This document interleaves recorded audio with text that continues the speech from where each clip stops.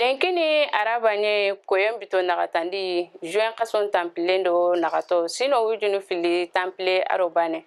anku benu ta kuntango na kuwaru kudugu mali nogone maduna ke no kukeso wata gareke wakati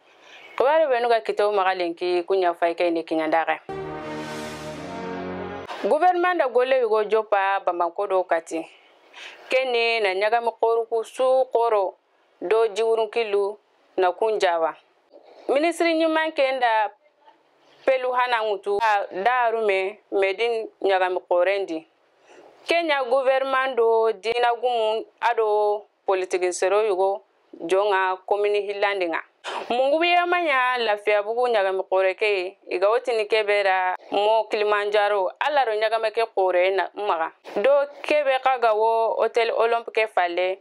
komini karagandinga ministrinti kebe gawo ministri bego ke hi manka wa Kenya na kilenkiniya do merinu aro degumu nyaga muko kana kore suwara jogi numumbuga o woti adna Kenya kana ndaga kendangi fale ona diga Côte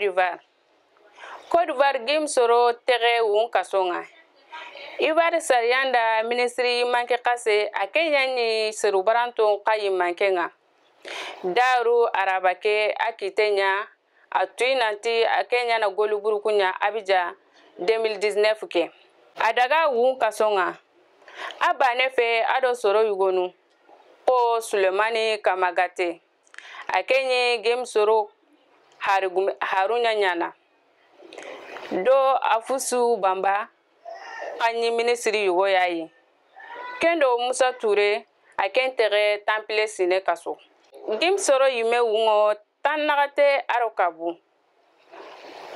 aniga tagu Europe geli aro jaman nyumanke kurumba ke mengale me akiten jope men kaso ke tamundo kabu Kibaru gumunti kitukutanu tayanya sababu ya na gouvernement ke kara 2019 ke gim soro ta fana hantike na daga kasonga 2020 ke arage gouvernement kalsimpi yugoyi besuri kota nyani anga mabarali nga alanta bala diga nga mama tumanyon taga hinna ama fun soferi gwani segu abono tarata dangin teke wuro kata arabanga asare avril kasoke filo 1967 sa ari karam ni fananu nya torokoro bugu bamako ken fale ara karangun sigindi adaga mécanicien na onsere ada du to kenye adaga permis mutu na nya chauffeur nga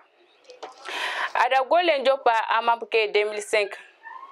2014 iti hajungo chauffeur yugo esegu amapu ngolen kilen kama atike ngaraka ani golen munda mogosiri tersobe ani wasera ngari mama tumano daga na yagarimbane to fale gigiru karage oduwa nara arna hinay na kaburu nema wale benuga kito magalenki ni kinyanda ka kunya faike o tagara no gemdu dina ko tatane assalamu alaikum